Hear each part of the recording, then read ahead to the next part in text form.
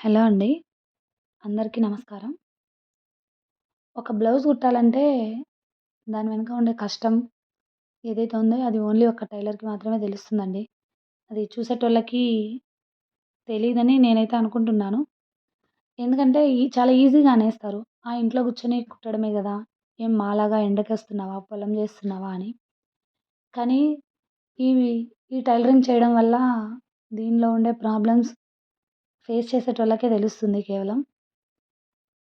ఈజీగా ఇచ్చేస్తారు.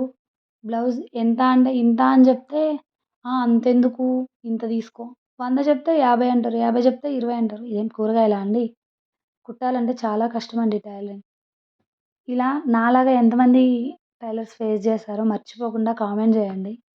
ఎందుకంటే ప్రతి ఒక్కరి దగ్గర ఎవరో ఒకరు ఇలా ఉంటారు. ఎంత అని చెప్పగానే అంతనా?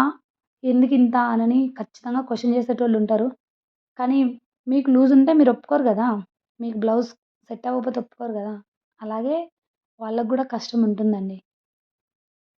దీంతో ఎంతమంది టైలర్స్ కనెక్ట్ అయ్యారో కొంచెం కామెంట్ జేయండి.